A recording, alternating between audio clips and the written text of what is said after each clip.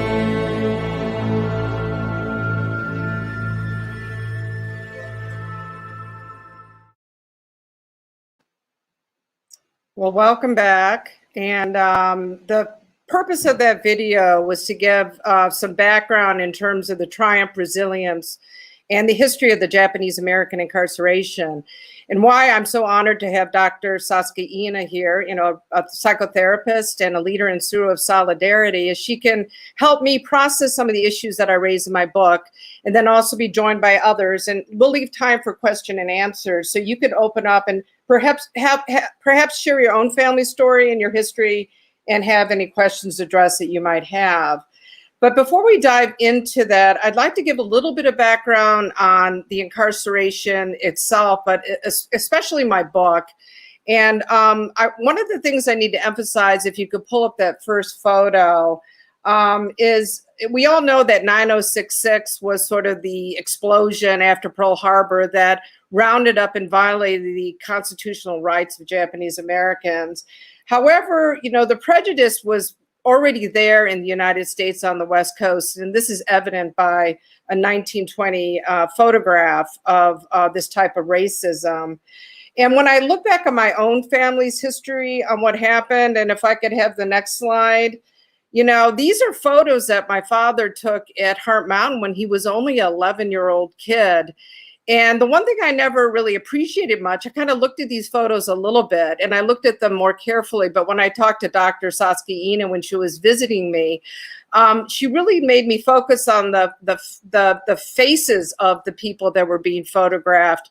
And these aren't the WRA happy photos that we usually see. These are photos that were taken by my father, and you could see my grandfather staring out of his barrack and probably wishing, you know, for a better life than the one he was having at that time.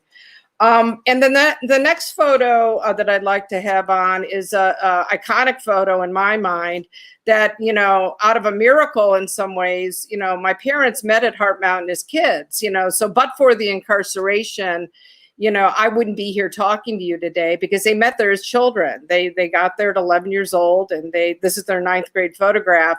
So in some ways, from a psychological standpoint, it's kind of mind blowing that if you think about, well, gee, I wouldn't even be here if my parents weren't put in a prison camp. So that's what I touch upon in the book as well. The next photo that you could bring up is something that's touched upon this evening, which is the quest that Japanese Americans had to be so assimilated. And this is something where I always say the government plan of getting Japanese Americans to be assimilated worked. Especially in my family growing up in Ann Arbor, Michigan, and previously we were in Wisconsin after the war. But if you would sort of put white Caucasian faces on this photograph, we would look like the June Cleaver, Leave It to Beaver family. And I think that's how assimilated we were at that point. But that's part of the history. And so the next photo I also touch upon, which is I grew up in Ann Arbor, Michigan. My friends were all black and white. Even my own peers at that time really didn't know what to make of me. I had a kid ask me once, are you black or are you white? And I joked, well, in the summer I'm black because my skin gets dark, and during the winter I'm white. And I don't even know why I said that, but I'm sure that sort of informed my identity throughout my life, that maybe I really didn't have a Japanese American identity. And the last photo I want to share with you is coming up in a second, but this is sort of what spurred it all. My mother actually on her deathbed said she wanted her code-in to go to Heart Mountain. And that's how the whole secret unraveled, because I had no idea what that was and how much that meant to her. And that was sort of the key that opened up the box to a lot of hidden stories and secrets that were revealed over the last couple of years. And then the last photo is of Sumiko Ayakawa. And thanks to the foreign ministry, the conclusion of my book is uniting with my mother's cousin, who's 89 years old, who didn't speak any English. But through an interpreter, she told me all the hardships that my grandmother went through at Heart Mountain. And it was the only time in my entire life that I had a relative who hugged me and cried with me about the incarceration, even though she didn't speak a word of English. And my conclusion is, why did I have to travel to Japan to find out what I could have figured out, years ago? So that's sort of my overview. I wanted to do that first before having Dr. Satsuki Ina join us, a leader in the community and a big contributor to our history. Satsuki? Hi, thank you. Hi.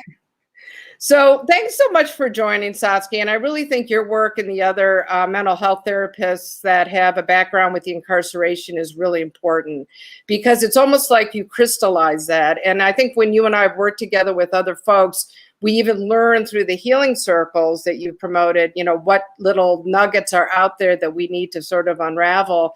But I know you took a look at my book, especially the section on multi-generational trauma. And I'm wondering, how far off were my experiences, or how similar were my experiences, and what do you take away with that?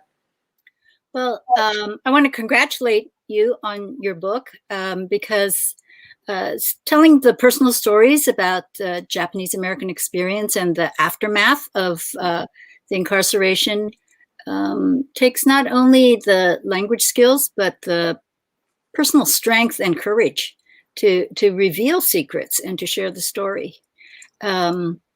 So I found many indications of the transmission of trauma. When a parent and a child bond, it's often through that bonding that the parent's traumatic experience is passed on to the child. So it's not talked about. In fact, a lot of trauma is suppressed, and the narrative goes unspoken while the emotions get transmitted. So the writing of a book, writing of story, showing up at a pilgrimage, and hearing and sharing your stories is what I feel is the pathway to healing. So much was done to erase our history. And my own personal erasure experience started when my parents told me, when people ask you where you were born, don't say Tule Lake. Say that you were born in Newell, California. And then later on, when I started school, the teachers decided that I should have a more American name. So they changed my name to Sandy. And my parents went along with it. So this whole process of erasure and suppression has led to a lot of pressure to, I know that you feel a lot of regret about not knowing the truth about your family, but it's part of what happens in trauma. And this is what heals it, is when the next generation has enough information, enough courage, enough support to really open up and let the secrets out. This is where the next generation really benefits. So I'm happy to be here, and thanks for the invitation. Well, thank you. So with your work with Suru, I'm sure your psychology skills come into play with that, because I know you've worked on a movie, Children of the Camps, and I'm sure you've adapted that to these healing circles. Can you sort of give us from your psychological expertise, like what the benefits are of those healing circles and how you've applied that experience to sort of current day issues and what makes a difference for today? Well, yeah, I think that, that the experience of trauma is often very private and left alone. And particularly if the trauma is from your childhood, you have the intellectual functioning of a child that gives meaning to the trauma or what they observe in their parents or what they experience non-verbally. And so when people are in a safe place, that's essential to the healing.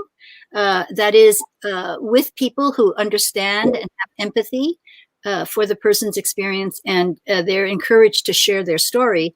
I've found that it can have a profound impact on their general well-being, but also a feeling of being freed. Lawson Inada, a poet that we all love and who was at Tule Lake, said, so many of us still go around behind barbed wires. And I think the message is that when we stay isolated and keep these secrets to ourselves, then we're only processing them at the level that we receive the experience. We don't have the perspective or the shared understanding about what happened. So we have to reinterpret our traumatic experiences with the help of others. So these healing circles that we do, usually right after an action that Sudo for Solidarity participates in, we found that, and especially cross community with other communities, sitting together in a circle, sharing our trauma around racism has really strengthened our relationships. And there's a new bonding with our own identity, not as victims, but people empowered to make change. Right. And in some ways, as a psychologist, as well as myself as an author, we're sort of challenged, because I get the feeling that the Japanese American community are really good about sort of putting on a happy face or a good face. And I'm sure a lot of this was carried over from Japanese traditions as well. So I really do feel those healing circles really make a difference. When you look back at your experiences of healing with our community, what are like the top 3 indicators or top 3 traits that you see common among the Sansei generation, my generation? You mean in terms of the healing process? Well, I would say in terms of like common family dynamics, like in my instance, my mother, I felt was very controlling. You know, she was loving in some ways, but other ways really not, you know. Yeah. Those traits, those kind of traits. I think the common theme is a heightened level of anxiety, which is fear. And fear-based way of living, then there's a bunch of defenses or strategies that people develop in order to cope with so much anxiety. And the fear is based on the, you know, unjustified. It's not like we committed a crime and so it makes sense what happened to us. It's often left with not making any sense why this happened to us. And so there's this feeling of vulnerability. Also, the feeling of rampant racism at the time and the continued racism today, there is a sense of this vulnerability. So anxiety, then we try to over control often our surroundings, and that could show up in so many ways. And many of the things that you brought up in your own family reflects this level of anxiety, needing to be, you know, 110% perfect. JA, the one who turns their cheek when there's conflict, the one who doesn't promote themselves to bring attention to themselves. You know, the hammer that sticks out is the one that's going to get knocked down. So culture, trauma, and the racism have all contributed to this suppression. And so when we tell our stories, we are really, we're really performing an act of protest. Right. And that protest, people feel empowered and strengthened and feel this righteous indignation that is appropriate for the healing.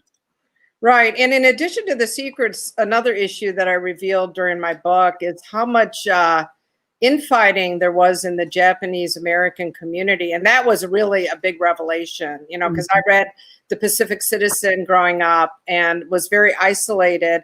And I only heard the stories of heroism with the 442. And I never heard anything about Tule Lake or the resistors.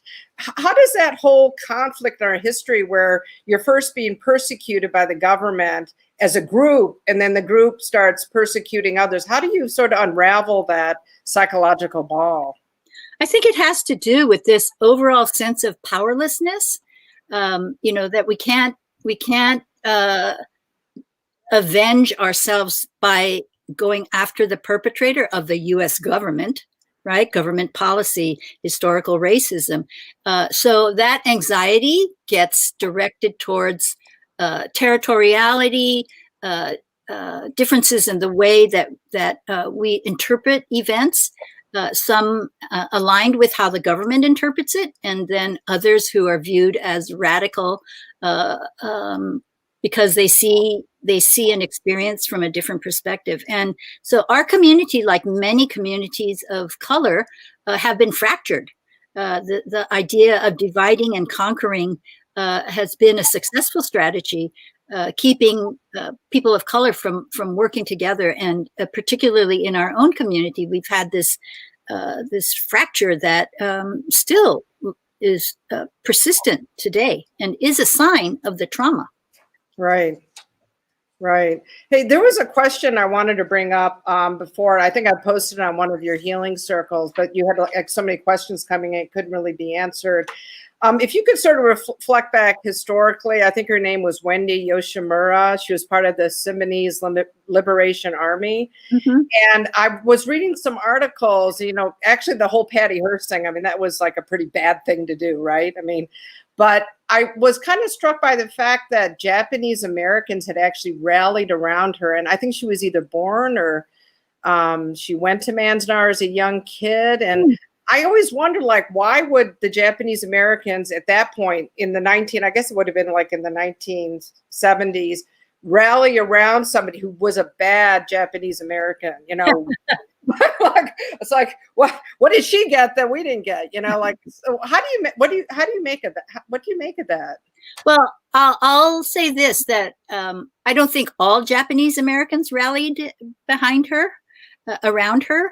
But those that did saw the parts of themselves that would want to be able to protest and identify with a sense of power, and to have Wendy identify herself with a group that had been very empowered and were very aggressive about taking action. I think for some of us, there was this feeling of, okay, that she represents a part of me.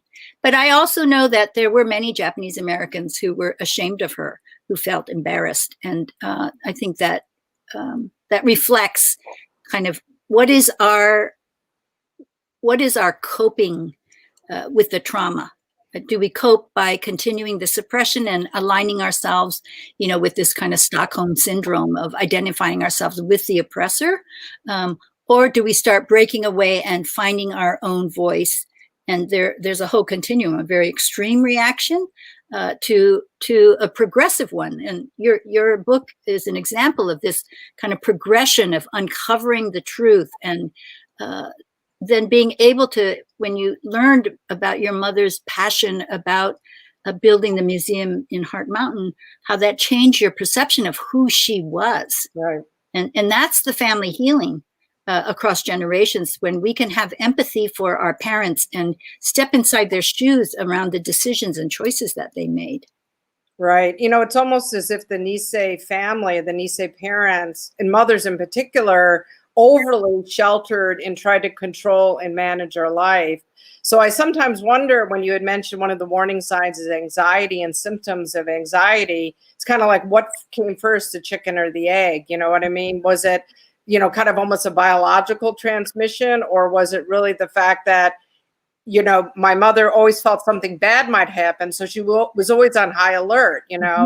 If you control things too much, then you're wondering, I think, as a child, well, gee, what's going to go wrong next? I better, keep my eyes and my ears open on this stuff. But in terms of, I think that I really like the way that you frame anxiety. I think people think being anxious or having anxiety is a bad thing. I mean, I'm sure there's good traits of anxiety that really help motivate you to be number one in a lot of ways. But for those of us that aren't as sensitive to those symptoms, what kind of experience would somebody be feeling having that anxious bone in their body? And then what kind of things do you recommend for folks to do that? Because I've actually had a couple of questions along that line.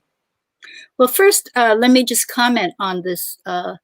This whole idea is there a biological transmission? And there's a lot of research that's been going on about the possibility of DNA-related transmission of a trauma response, but it's still very controversial. But what we do know is that if a parent is anxious, then they communicate to the child that the world is not a safe place. And when you have chronic states of anxiety, you have this heightened release of stress hormones that keeps you on the alert all the time, sensitive to any kind of threat, whether it's a rude comment or a mistake that you might have made, or someone else getting ahead of you in line. There is this easily triggered stress response. It may not manifest. You might not show up and say, hey, get out of my way, I was here first, but you may just swallow it. But the point at which you get triggered may be much lower than someone who has not had trauma in their history. So some of the things that we see in people who have chronic states of trauma is this kind of overriding drive to succeed. So many workaholics, stress related to job and stress related to accomplishments of any kind, whether it's golf, whether it's writing a dissertation, but also trauma and the anxiety of trauma affects relationship. So misinterpreting meaning or having low tolerance for anybody else who may present some kind of threat. So this very cautionary, often secretive, not fully feeling like you could reveal yourself wholly. These are things that influence then the way in which the child watches the parents interact with each other and then learn these skills of suppressing and managing the anxiety. Right. Okay, we're going to have to bring in our panel in a minute. So the one last thing I want you to mention is your work with Black Lives Matters and how you've used the gift of our history to help other groups. Well, it's not just me. It's our organization, Sudo for Solidarity.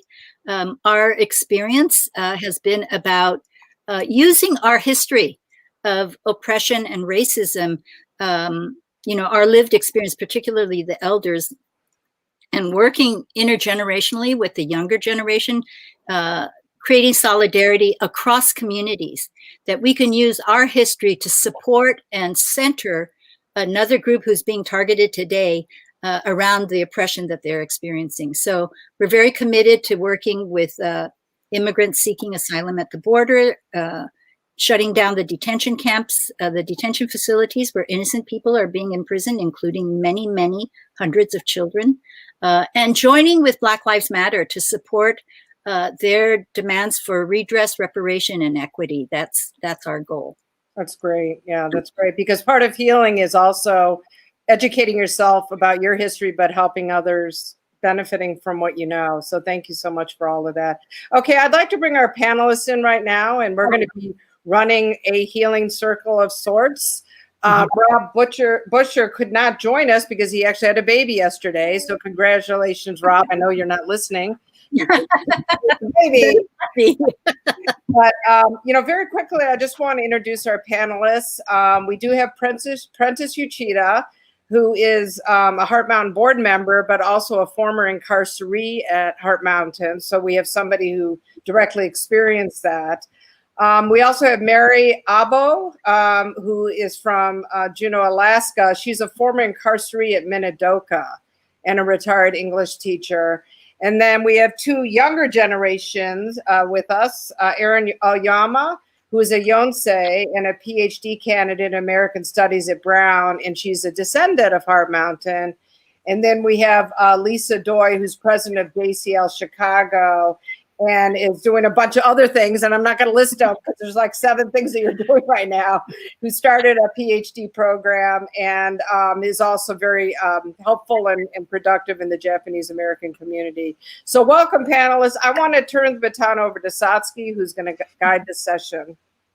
Okay, thank you, Shirley. And thank you, panelists, for being here. Our goal for today is to invite you to share whatever part of your story that's tied to your family's incarceration and anything related to that, that you feel by sharing would be healing for you, but also helpful for other people who are viewing this. To understand that by sharing and speaking, telling the story, rewriting the narrative from your own perspective can be so powerfully healing for all of us who are participating today. So I'm just going to start by asking you, Mary, if you'd like to share what part of your experience, because I know that you were removed from, your family was removed from Juneau, Alaska and incarcerated. Is that correct? Yes. Yes. So, yours is a unique story. And I wonder if you could just share what part of that whole incarceration experience for you is something that was the most troubling for you. Well, my father was separated from us. He went to a Department of Justice camp in Santa Fe. So my mother was in charge of our family, my 2 brothers, my sister, and myself. She couldn't speak English, and she had no idea what was going to happen. For all she knew, we were going to be shot because she couldn't understand English. And she I guess would say was terrified, but we all, we all went on the ship down to Seattle, and then from Seattle we were bused to Minidoka. At Minidoka,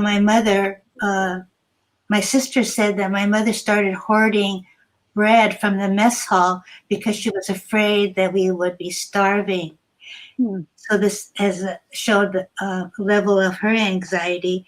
Also, my sister, who was 9 years old, I was 2, said that I cried a lot. And I was like, I was always with my mother. My mother always had me in her arms. And I never thought of it, but I thought that I was just being spoiled. But we were talking with Satsuki, and she said that I might have been I must have been absorbing my mother's stresses, because she was, a very, very on her own and didn't know what was going to happen to us. Okay, so Mary, I'm going to come back to you, but thank you. That's very helpful. It draws the picture of what it must have been like for you as a child, but really understanding your mother is left alone with these children. She doesn't speak English, so you're capturing clearly a state of trauma. The fear of being shot, all of that separated from your father. So I'm going to come back to you shortly after we hear other people's story, because I'd like to know from you, how do you think that impacted you? And while you're thinking about that, I'm going to go on to Prentice. So Prentice, you were at Heart Mountain, and yes. You had referred yourself at one point when I was talking to you as a juvenile delinquent. And I wanted to reframe that for you, but can you share what experience stands out for you as the most disturbing for you as a kid in camp? Well, at Heart Mountain, I was with my mother, and we're in block 11F. She drilled that in me, so if I got lost, that I'd have the address. And so I remember that. But my father actually left to go work on the Great Northern Railroad. And so he didn't come back until just before camp closed in 1945. And when he came back, I felt that he was an intruder, that what the heck's this guy doing here? And had my mother all to myself. She doted on me because I was the only child. And so we had my father there. And I think that established a relationship with my father ever since, meaning that I always looked at him as somebody that was an intruder, that didn't belong there, and that was taking my mother away from me. I remember out of camp that the first place we lived in, which was just a shack that actually was worse than Heart Mountain, actually, and that I used to jump in their bed to hold my position, in a sense, and that such that that could keep this intruder out, and it was really unfair to him. He he had a tough life. He had cerebral palsy when he at birth, and so he's crippled on one side basically. But he, through most of his life, did all manual labor, maintenance work, etc. And he worked hard and had a temper and all this. But the thing for me that I feel bad about, I really never reconciled with him. And as far as the juvenile delinquency part, yeah, I think growing up, and I grew up teenager in the 50s. And so that was quite rebellious anyway, but within the Japanese American community, we were always looking at, they were always looking at our parents even, that you shouldn't get in trouble, that you should be kind of the model citizen, get good grades in school, and speak perfect English and not have an accent, and don't be so showy. Don't make anything of yourself, in a sense. Mm-hmm. And at that time, I was really trying to find myself, basically, and just retrospectively, I developed a stress illness at 5 years old. I recognized it, and it was basically. If I was not a controller, something was I couldn't control it, that this onset of this stress illness came on. It affected my breathing. I couldn't breathe. I doubled up, and it was really debilitating, basically. and that carried on for a good part of my life. And Shirley, I did read that chapter of the book last night, actually, and I related to it because of the stress illness and because of trying to find out who I was really. Yeah. And it wasn't necessarily trying to be white, which I really thought it was. I really thought I'd rather be white, but it wasn't really that. It was really discover who I was, and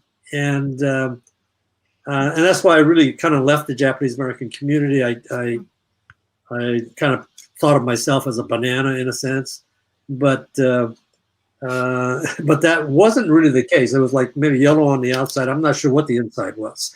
I was trying to discover that. And with respect to the stress illness, I dealt with it all my life. Got hooked on drugs, the painkillers, et cetera, in the 20s and 30s. Quite debilitating. Luckily, I broke it, but if I didn't break it, I would have been in real trouble. And but all this was really in trying to discover myself. Now, I'm not sure that relates to the fact of being Japanese American or just growing up, maybe growing up in the 50s. But, what I've heard about when you said, that how you look on the surface, that you really have to control what you look like on the surface, meaning saving face. And I did that all my life, and I'm not sure where I got it. Okay, but I wanted to paint a picture of myself in a certain way, and I strived more for that than anything else, basically. Okay, and, thanks, Prentice. I'm going to stop here because we're going to come back to that. So anyway, that's yeah. Okay, great. Yeah. So one thing that you are emphasizing is how family separation was a form of trauma, in addition to your removal from home and your mom is a single mother struggling in being incarcerated. So, it brings to light the trauma that's happening in today's world, where families are being separated, and what we're creating is generations into the future of trauma that impacts how people relate to each other. So, so you're describing something really important, both physiological and emotional impact, because the stress disorder may not have shown up until after you left camp, but there's an acute cumulative effect of the result of all the trauma that you experienced. Having your father gone, having your father come back, intruding on the relationship between you and your mother, and then the resulting feeling of not being able to resolve that with your father over time. So we'll come back, because then I'm going to ask you how, you've certainly gone through a great deal to come back to yourself. And so we want to talk shortly about where you are today. So thanks for sharing. Okay, I'm going to go to Erin. Erin, you're the descendant, the granddaughter of a grandmother who was held in camp. So this is where we begin to talk about the transmission of the trauma, because you didn't have the direct trauma. Can you talk about your thoughts or your experiences that bring you to consider the possibility that you have experienced the transmission of trauma from the incarceration? Yeah, and I think I would start with just saying that anytime I'm in a space like this, I feel so grateful to hear from all of you, especially as someone who grew up a little bit outside of the Japanese American community in some ways. I grew up in Connecticut, and I had my siblings, but not a lot of other Japanese American folks around. I didn't know Rob Busher and April Busher just yet, but I think when I think about my grandmother, my siblings and I were her only grandchildren. And so we spent a lot of time with my grandparents growing up, and I really loved my grandmother. I just have so many memories of sitting next to her on the couch and just watching her knit. And we didn't speak a whole lot. She was, quiet and kind of just had this peace about her in a lot of ways. but I loved her and I would kind of follow her wherever I could. But she passed away right before I started 5th grade. So it wasn't a time when I was able to ask questions of her about her life, or where I would even know, what to ask her. And so I think for me, it's thinking about the ways that as I got older, so kind of Prentice, what you were talking about with looking for yourself and trying to understand your identity, was the sense of trying to understand how, violence at the hands of the state, racism at the hands of the state, had shaped a part of my identity that I didn't know how to articulate just yet. And so that's led to, spending all of my time right now and being so incredibly privileged to spend so much of my time learning as much as I can about the histories of Japanese American incarceration, because I don't know what the experience really was like for my own family. So to me, I think it feels like a responsibility to learn these stories and to understand the mechanisms and the structures that, existed to make something like the removal and incarceration of 125,000 plus people possible, and then how those still exist today. I think that's where I feel this kind of responsibility that comes from my family, from my grandparents, and from not knowing them, and trying to find peace with not really ever knowing all of the histories of my grandmother, but talking with my dad, I think more about his own experiences growing up and his relationship to his parents, and to my mom, about her relationships with my grandparents, and just trying to, chip away at understanding what it means to be a mixed race Yonsei, in 2020. But I think more than feeling that the trauma, I feel a responsibility to sort of understand as much as I can and reach out, as you and Shirley were talking about before, Satsuki, to other communities, and to tell these stories in ways that, I wasn't able to hear them growing up. So, Erin, what I'm hearing is that you feel the responsibility and maybe burden to really focus on this aspect of your family history. There's a lot of theories about why there's so much out-marriage rate in the Japanese American community as a response to the incredible ostracizing of Japanese and their incarceration. Can you just briefly touch on the being biracial? What, the Japanese part and the Caucasian part, how you figured out your identity in the midst of that? Yes, and that's definitely an ongoing process.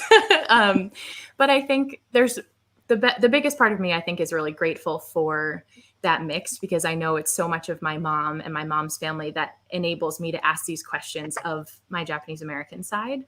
But I think it's also matched by a kind of, I didn't know it growing up, but now I think about it as it brings some sadness to think about feeling so separated from my Japanese American side and not even being comfortable claiming that I was Japanese American growing up, and not really having the words to think about that. And then, as I got into college and now in, more of my adult life, to bump into these moments where I don't feel Asian enough, or I don't feel Japanese American enough. And there's like a fear that comes in of like, oh, I'm going to, someone's just going to tell me I'm white, and like that I don't fit.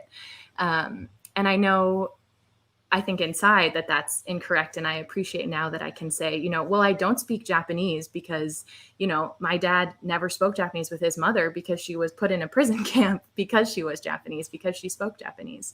So I appreciate being able to kind of counter some of that within myself with this kind of understanding of history. But it's definitely still there, this feeling of like, what does it mean for me to be half Japanese American, when I, really do feel the separation from the culture and even the community that, my dad and his brother grew up within. Okay. All right. Thank you. Thanks, Erin. Okay, Lisa. So, Lisa, your families your family was in Roar. Is that right? Your folks. So can you talk about your experience as you're a Sansei Yonsei or Yonsei? Yonsei. Oh, you're just a Yonsei. Okay.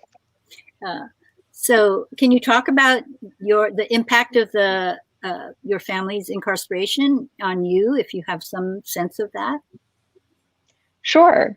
So last year in 2019, my mom and I went on the Jerome Rower pilgrimage, and I think that was a really interesting experience. I'd never gone before, and as we were preparing for this, I think we wanted to be good pilgrimage attendees, so we were sort of looking into our family's history a little bit, and came across these photos. And we have, I think, 3 photos of family members from Rower, including one of my great-grandmother. And my great-grandmother was an Issei woman. Her name was Sano Ansai. And I think we talk about I talk often about being the grandchild of people who are incarcerated, but I'm also the great-grandchild of people who were incarcerated. And I always want to sort of bring their voice into this. But this picture was sort of this like perfect metaphor because it's literally out of focus. And it's this, made for TV metaphor of this like out of focus past. And my great-grandmother also died at Rower. She had cancer prior to the war. And so she came to Rower and she died there. And so as we were talking, before this event, Prentice used the term guessing, that he's guessing at a lot of this family history. And I think that's a really appropriate term because when I look at this photograph of my great-grandmother, she died, and at this point, all of her children are dead. So there's no one I can ask, tell me about this picture, tell me about, her experience at Rower, tell me about your experience at Rower. And so I'm sort of struck by there's this vein of information that I can know sort of from the archival record, but then there's so much that I can't know. And so for all of that, you're left guessing. So I'm looking at this picture and it seems like she's sitting up in bed, and the bed, it looks like there's this sort of military issue blanket on it. So my guess of this picture is that she was at the hospital, that it was taken when she was at the hospital in Rower. And from looking at the final accountability rosters, I know that all of her children resettled to Chicago before she passed away. And so my guess is, what would compel an Issei woman to allow such an intimate picture of her in her pajamas in bed to be taken? And so my guess is that this was taken as sort of a final gift to her children, knowing that she was going to die and that they were not going to see her again. And so, that's sort of, I think, how I relate to this history is that there's no one I can ask. But there's sort of this potential for me to form a relationship to this person who I've never met through these objects. And then I think the other thing that changed recently, I was talking to a friend about this picture, and he mentioned something that just was a slight shift, but I think really changed my understanding of it, which was that for her to have sort of allowed this to happen, there's a slight reflection that she had come to terms, at least to some degree, with her death, in the fact that she was sort of able to allow this. And I think it was really, when I think about intergenerational trauma and the possibility for healing, I think that realization, or at least the possibility of that, was very healing, to recognize that within this object as well, there's the possibility for healing, sort of within myself, and possibly within my family, that still exists, even if the people like my great-grandmother are not still alive to be part of that process. Okay, thank you. It's a really touching, beautiful story. So I'm going to ask you a quick question before I go back to Mary, which is, what is it that feels like healing for you? What shifts in you? What's that like? I think the possibility that my great-grandmother, for a long time, I would say I was haunted by this picture, that it's a dead person and that person died at Rower. And I was imagining this very tragic and traumatic experience. But I think the possibility that she had processed her illness, even if I don't know that to be factually true, but that sort of there emerges this possibility that it's true, I think that was really relieving. That it potentially wasn't this like tortured, tragic, isolated death that I was imagining in my mind. That there was just this sort of glimmer of possibility that there was another way. Okay, So that's a great example of the reduction of anxiety, you know, from being haunted to having a narrative that is more comforting. And this is a lot of what is left for the subsequent generations, is the meaning that you give. And the more you know of the story, the more meaning can be resolved. So thank you, Lisa, for sharing that. Okay, there's Prentice. Okay, so we still have 10 minutes before we end the panel, and so I want to give everybody a few minutes, and we'll go back to you, Mary. If you could talk about today, like what do you feel? You know, you've identified what was the most disturbing for you, the most difficult for you as you reflect back on your family experience in camp. Well, How you are today? Yeah, go ahead. well, I would like to explain that my family had this code. I think it was probably very similar to other family codes, and this is how our family operated. That work was very important, and not to bring shame. We needed to have respect for others, a reliance on family, on race. My mother had this very prejudicial idea that the Caucasians were on top, Japanese were second, third would be natives, and then last would be blacks. So she had this kind of set, and so she had kind of ingrained in us that were we to get married, we were to marry Japanese. So that was set in my head. And the other thing was family secrets. We were to keep whatever was not good, or that we didn't like. If we didn't want to tell other people about what was not right with our family. So growing up with this, I kind of grew up this way. And after camp, work took over my family's life because we were very poor, and my father was 65 and my mother was in her 40s, and he wanted to make a living out of the cafe, which turned out to be a good idea because it was very successful in a working man area, lumber mill, gold mine, and the canneries. But it caused my father to drink every night. He would get this glass, I think it was whiskey, and he would down it every night after a hard day's work. And this is how he went to sleep. And this drinking caused arguing with my parents. I didn't know what they were arguing about, but they would argue. It got to a point where my father would come home from the restaurant, he would drink and then go to sleep. My mother wouldn't come home until 10 when she knew he was asleep. So we had kind of this strange family dynamics. But to me, it just seemed normal because that was our life. Okay, And Mary, I'm going to stop you so that we make sure we can get to the other people to comment. And then maybe in the question and answer, you'll get a chance to elaborate more. I think what you're talking about is a really important part of your family history. Can you say in a couple sentences maybe how you have arrived today? How understanding the trauma of that experience, including your father's drinking, the post-camp time was very difficult. Can you talk about where you are today with the trauma?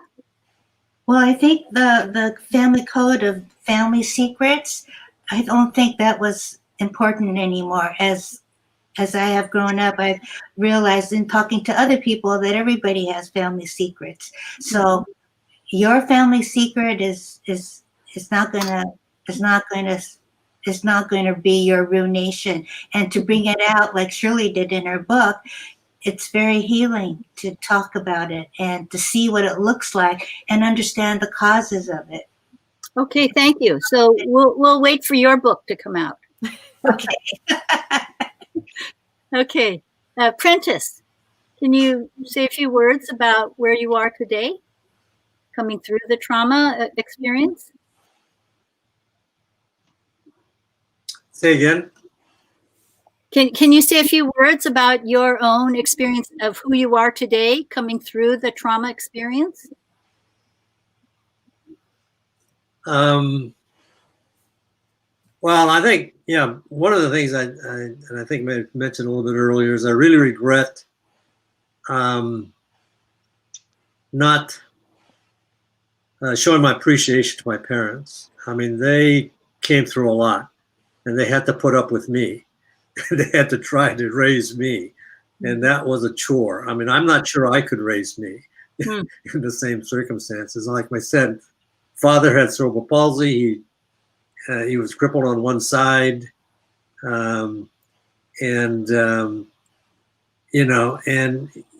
worked with his brothers before the war in a produce store. And I remember him telling me the stories. He used to go next door to the bar so that he can drink, et cetera, and feel okay. And then the war broke out. And I mean, he got married to my mother. And I think that was a baishakunin, or a match made. And I'm not sure my mother really liked it, but she did it. And father, after the war, both of them, I mean, they worked hard. Mother was really a housekeeper. Father was a laborer and became a maintenance person and couldn't do that for very long because he was crippled, and then he went on, taught himself about the stock market, became a self-taught mutual funds financial advisor, and did the best of what he could. And like I said before that, and I forgot to mention that, yeah, even in high school, he was, was a smart guy, although he's somewhat crippled. And he, after a chemistry class, that he asked the teacher for help, and the teacher told him I'd never help a Jap. And so my father just held off and hit him. And so that was the end of his education. And so he had to deal with that all his life. And he came out okay. Okay. So let me stop you here. So it sounds to me like you are in the process of honoring your parents. How you're saying you have regrets about not appreciating them, but in your narrative, as you're speaking about them, it sounds like your level of empathy has grown over time. So it sounds to me like you are in this process of forgiving yourself for not understanding your parents' experience. And that, I think, is going to be really essential because there was so much silence. Many of us grew up not knowing what our parents' story and their experience was. So I think you're working on exactly that right now. So thank you. Thank you for sharing. Okay. And Erin, do you have a few words you'd like to say about where you are today around this trauma? Yeah, I think I love, Lisa, what you said about guessing, because I think that is such an important part of trying to learn our family histories and work through, the vestiges of this trauma today. And I think I feel very lucky to be part of a community like this that gathers together to share these stories and be okay with the silences that are there. And I really enjoy, maybe that's not quite the right word, but the mystery of trying to understand more about my family and knowing that there's some there. I remember going through an online archive of a yearbook, and I found a picture of my grandmother from her senior year in high school, and I'd never seen a photo of her that young, and to find that was like seeing this real person who was really there. And so the moments of joy, I think, and maybe little bits of healing that come from seeing the lives of my family members that's there. And I think just as a reminder, and this is sort of what I love about doing the work of history, is just that there's always more to learn. There are always more stories to be uncovered and to understand. And so to sort of use that as a motivating, ethos in a sense of understanding that each one of us today is as complicated as, folks were 70, 80 years ago. And so to not paint these broad strokes narratives is important. And I think for me, and I hope for my family too, that's been part of the healing too, of just uncovering what we can and remembering the, our family the way that we can too. Okay. All right. Thank you, Erin. And Lisa, can you share a few words about where you are today?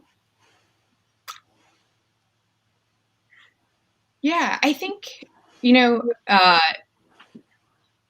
maybe have an interesting assortment of Yonsei, who, I think I always have a much easier time thinking about 120,000 people and the consequences sort of in terms of the implications for state violence and the importance of telling this history.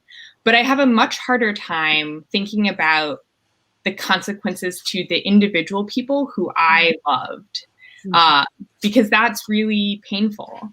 And so it's much easier to sort of engage with Japanese American history, and it's much harder to engage with Joy family history. Yeah. And so I think that's something that I'm trying to push myself to be able to do, is to, think about what did this mean for the individual people who I care about, and then expand it so that it's not a mass of 120,000 people, but it's then 120,000 individual people who other people have that same kind of relationship with. Mm-hmm. Okay, thank you. It's very powerful. I remember in a healing circle at Tule Lake, one young man stood up and he was thanking the elders who shared their story, because he said, both of my parents and my grandparents are gone, and the only way I will really understand what they experience now is by listening to other elders sharing their story. So this intergenerational conversation is so rich and so important for all of us. So thank you. And Shirley, do you want to make any comments about the conversation so far? Well, I think it's extremely interesting. Let me just give you a couple of tidbits when I'm able to knit more stuff together because I'm more self-aware. But I found it interesting that Satsuki said that they wanted to call her Sandy. I actually don't know why I was named Shirley. I never liked the name. I thought it was because of Shirley Temple or something.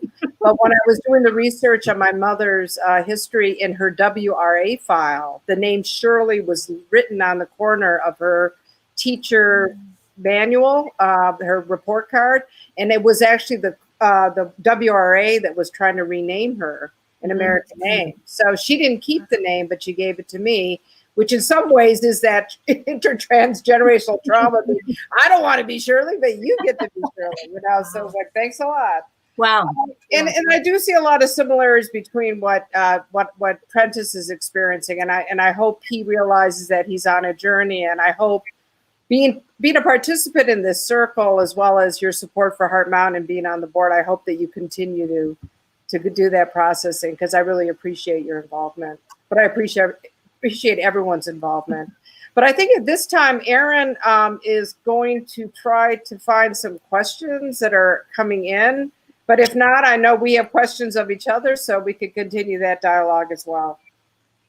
Yes, we do have one question for Lisa from Robert Horsting. So maybe I'll start with that one and then we can have a conversation. So Lisa, Robert asks, to what extent did you sense the resentment from your family members that your great-grandmother died during incarceration? Yeah, that's an interesting question. I'm not sure that I did get a sense of resentment, but I will say that my great-grandmother, so it's my mom's mom's mom, my mom would say that her mom was mad. And that, I don't hear about a lot of Nisei who openly expressed anger. So it's a different emotion than resentment, but I know that my grandmother definitely expressed anger about being incarcerated. Okay. Great question. Yeah. So I'll encourage folks again in the comments to leave some questions, but for now, we could maybe just talk here. Yeah. Mm-hmm.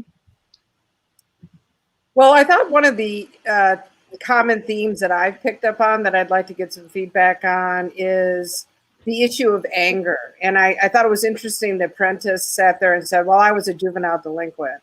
And I don't think you were, but if you want to call yourself that, that's fine. I think I was in some ways too. I got in a lot of trouble and I was very rebellious. And I kind of wondered whether that rebellion was really coming from anger. And that's sort of, and it gets so misplaced and confused. Do you have any insights on that, Satsuki, for us? Well, one thing that comes up for me is when I went into the current detention facility in South Texas to interview mothers and children who are being incarcerated there, recently in the last few years. One of the common complaints that the mothers had were that the children were starting to act out. There was a lot of regression in the children. These are all signs of childhood trauma, which is regression. Kids who had been potty trained were now wetting themselves. But a common theme was the anger. And the anger that they directed at the parent that couldn't protect them. The feeling of powerlessness that was conveyed to the child watching the mother being humiliated by the guards. And so I think that, I think it's healthy that there are signs of anger. And so much of it was suppressed when you're in captivity. And when you're released, some of that acting out seems to me very normal and natural and probably healthy to be able to act out against authority.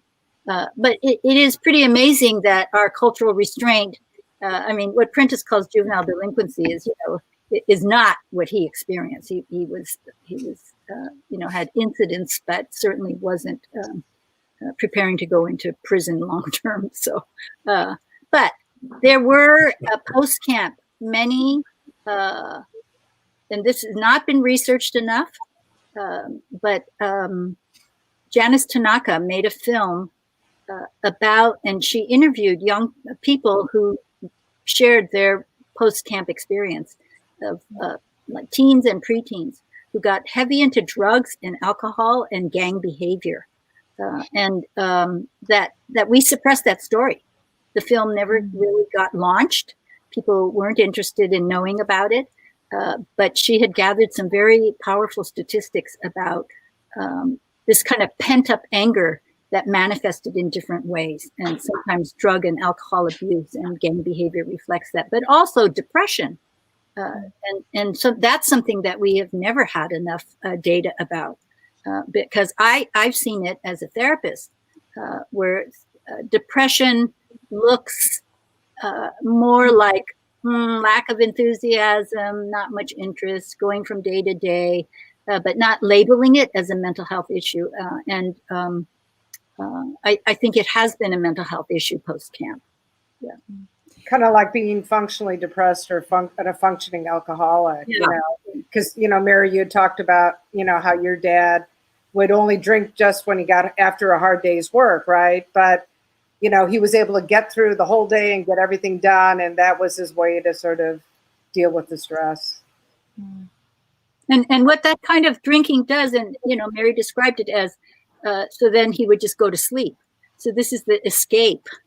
And this is the dependency on escape to survive the life that he had. So how painful and how absent he must have been from Mary. Yeah. I like to talk about sharing or talking about our secrets. I grew up in Juneau that didn't have a Japanese community. So, but since I've been in other cities, I know that there are communities where it's you cannot say anything because it will be repeated and it will bring shame. And it's interesting now that we don't have these communities so much anymore. We can be more open, and I think it'd be interesting if other people had something to say about sharing your secrets, if it's safe, gossip coming back at you, that type of fear that the Niseis had. Okay, great. Lisa, do you want to answer? Do you have a response? Yeah, maybe I'll try to squeeze in Gordon's question as well. Gordon asked a question about the dispersal of Nikkei from their pre-war homes. So, when I I grew up in Chicago, and that's because my family resettled to Chicago.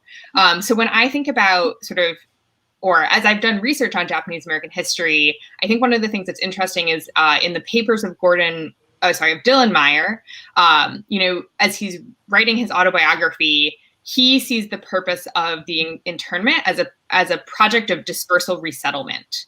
And so really for him, the purpose was this case for assimilation and how the US could handle race problems through assimilation. And so Japanese Americans become this sort of test case in his mind of the dispersing of Japanese Americans across the country. So 20,000 Japanese Americans came to Chicago because you could come to Chicago before the war ended.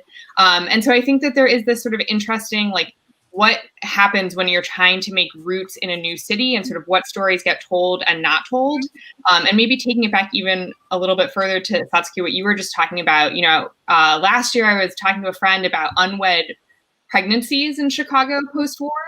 And there's really no documentation because who's going to document it? Is the Chicago Shimpo going to write stories about unwed young women getting pregnant? There's not. So then you lose this sort of fact to the archives because no one is sort of documenting, no one wants to talk about these sort of undesirable characteristics of Japanese Americans that might be able to happen because suddenly you're in places where you never were before and the context is really different. So I think this aspect of resettlement is an interesting aspect of this overall history.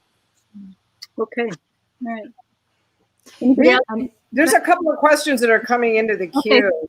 I was going to say, if it's right, maybe this is sort of connected, but two questions from Lisa Hasegawa and Ken Mochizuki that are sort of asking about this period of resettlement, Lisa, and thinking about, the push to be super American and sort of become this model minority and how that's led to histories of anti-Blackness within the Japanese American community and the source of, as Ken Mochizuki talks about, what is this source of disdain for African Americans or other sort of communities that Japanese Americans resettled close to or near in these cities.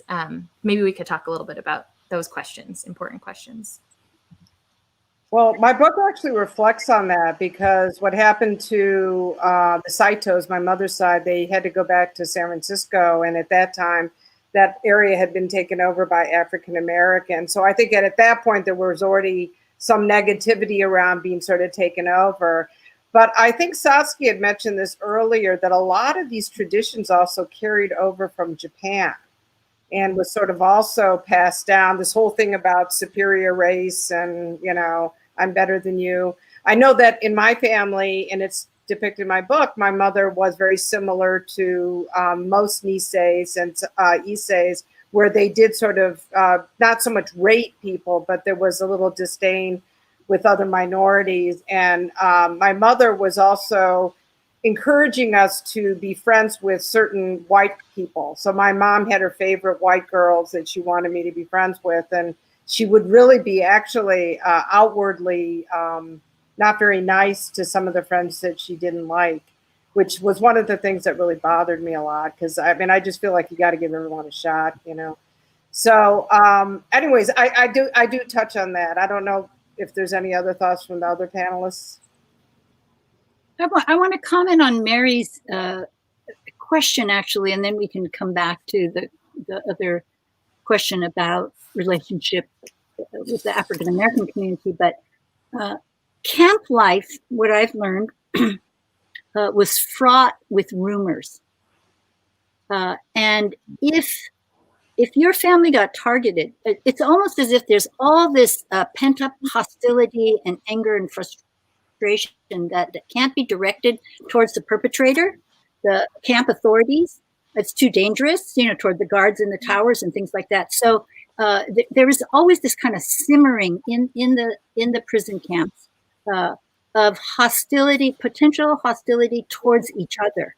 So if someone got a reputation, that was like the worst thing that could happen. If somebody did something and then the rumors got out about that person, it could actually destroy a person's life. And I've learned about several suicides that were the result of rumor mongering.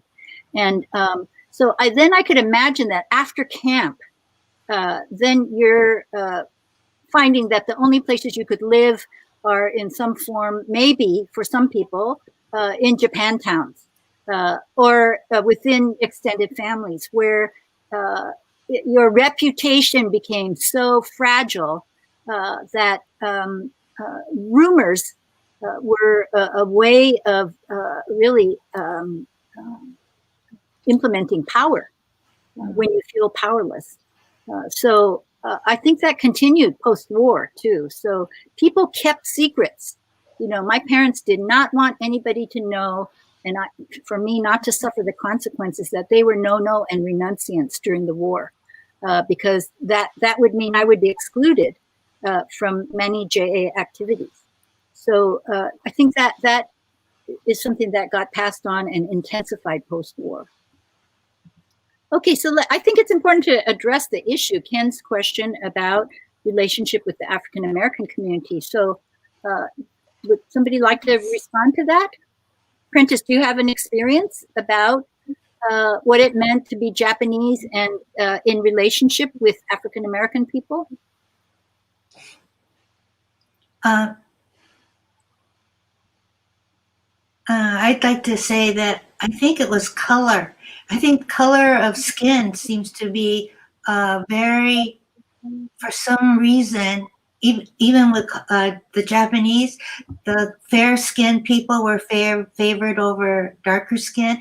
So I think a lot of it is color. Like in Juneau, we didn't have hardly any we didn't have any African Americans, but still, it was just the color. Mm-hmm.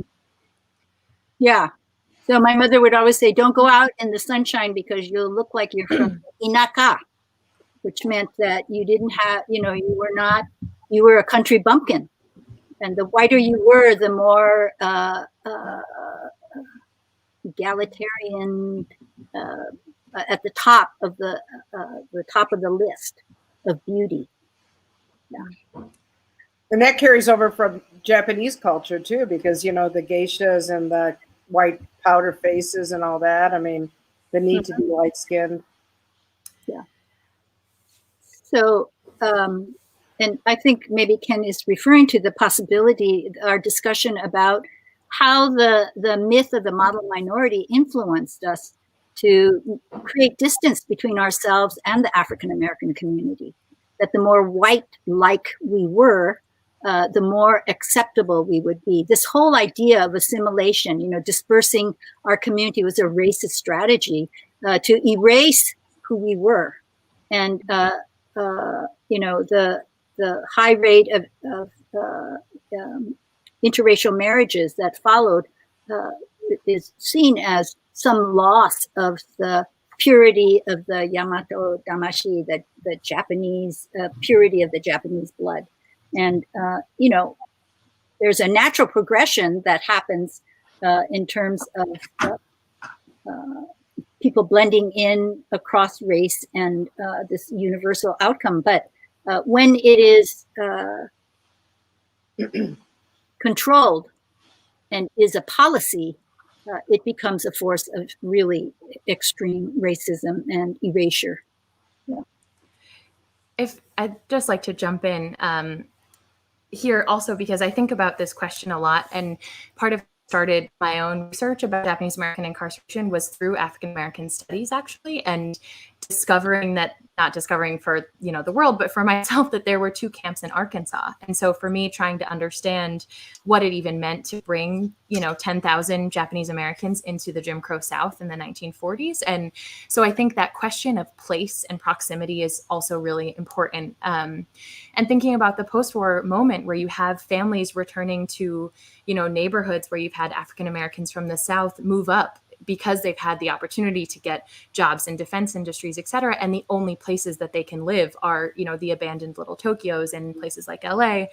And then you have Japanese Americans coming back who are also trying to survive. I think I try to remind myself that as often as I can of that post-war, like the late 40s, early 50s, what it must have been like to be a Japanese American person returning to the West Coast or moving to a city.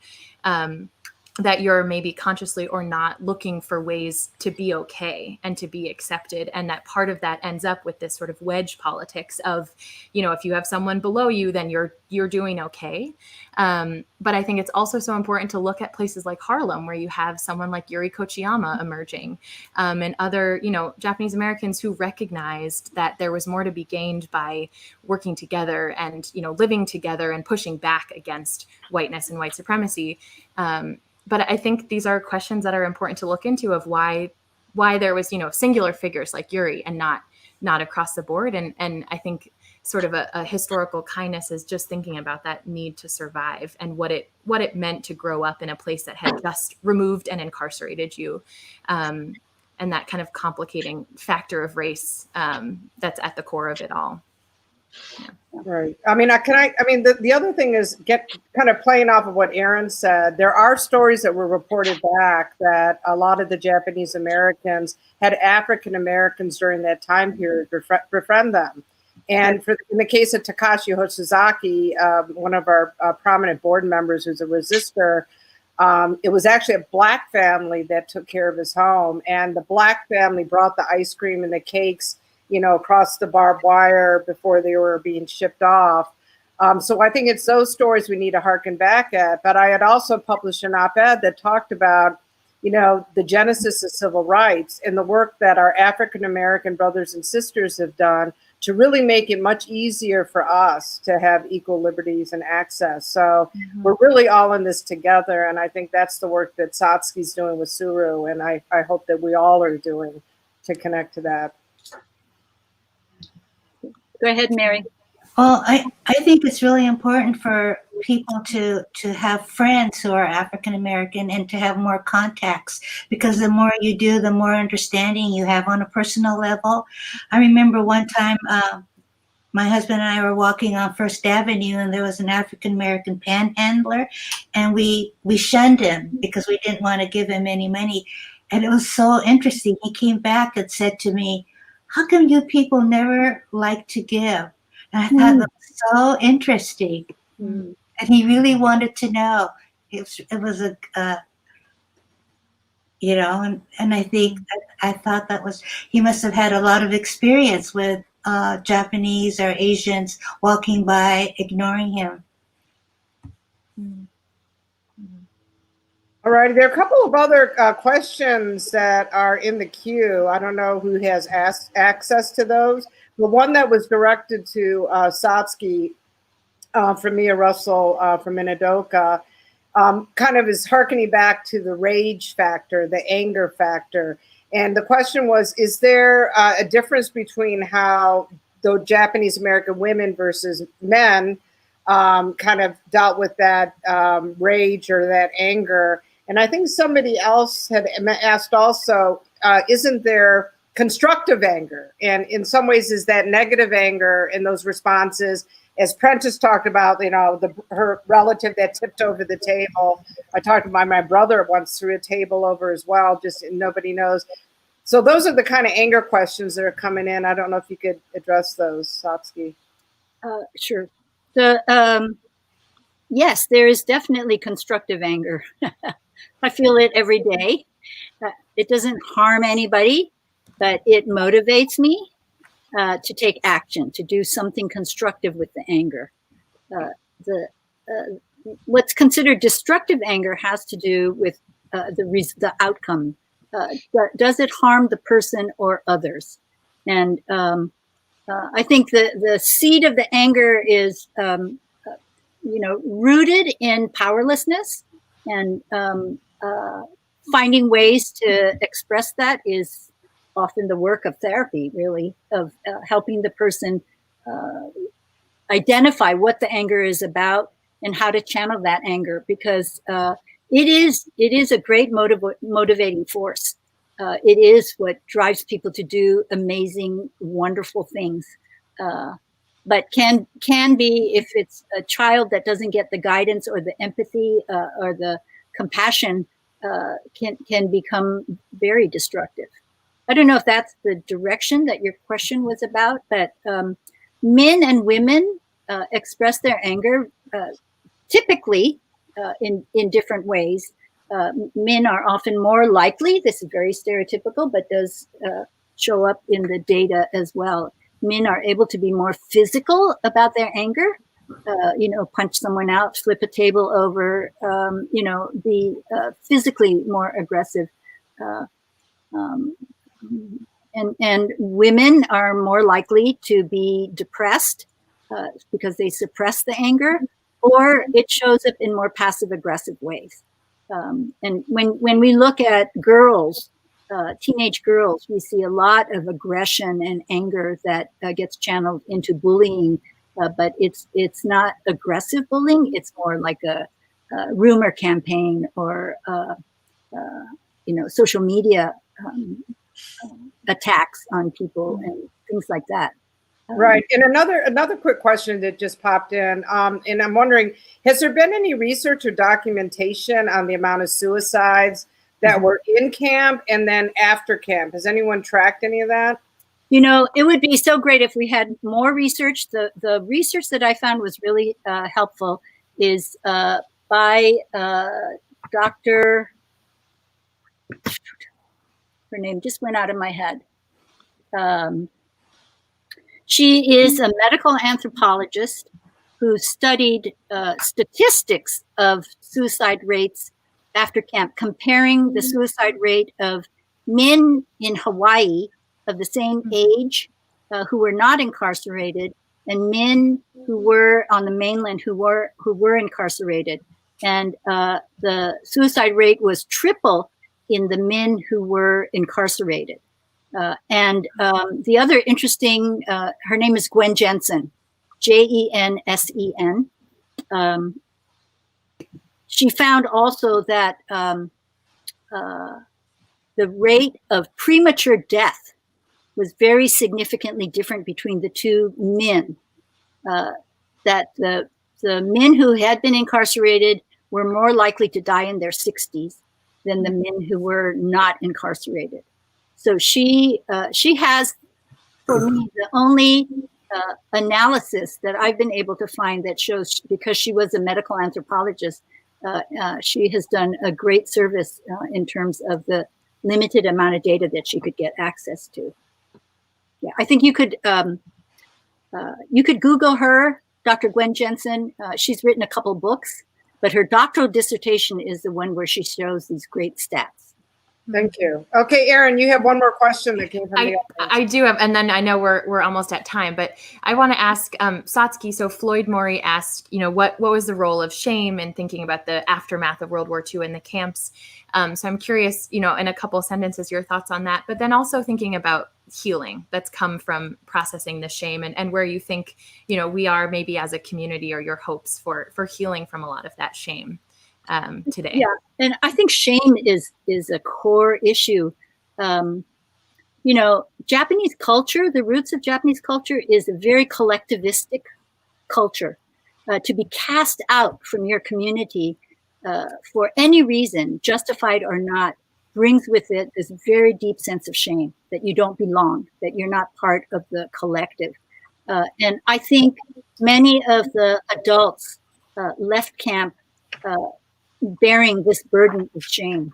And so when we share our stories, when we talk about, when we express our anger, when we label what happened to us with the right narrative, not the government narrative, when we speak of the injustice, when we stand for other people, we are de-shaming ourselves. We are taking away the shame that was put on us rather than anything that we really deserve.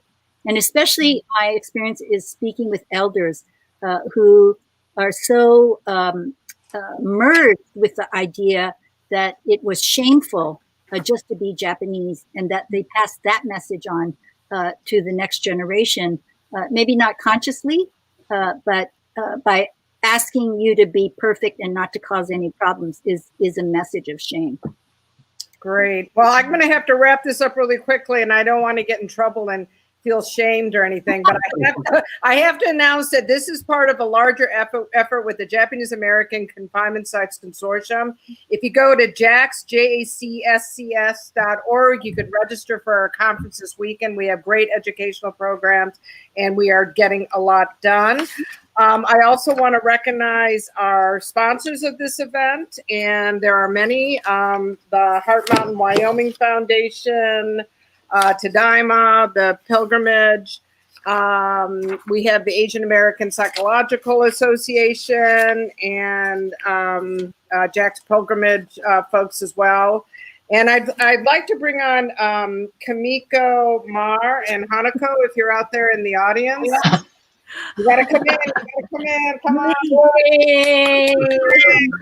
Anyway, tons of thanks to Kamiko, if I could see her face. And this is the certificate that the JAC stakeholders are giving, which is Friends of Minidoka, Heart Mountain, Japanese American National Museum, the National Japanese American Citizens League, and the National Japanese American Memorial Foundation. And it's really thanking Kamiko and Hanako for their exceptional public appearances through the virtual pilgrimage and bringing a community together from June 13th through August 16th, which is incredibly important because that's when the pandemic hit. So Hanako, Kamiko, thank you. We love you. You guys are perfect, and you do a lot for our community. But it's now time to go, if you can believe it. And so long and farewell, and thanks to everyone. Thank you to the panelists. Thank you very much. Thank you. Thank you.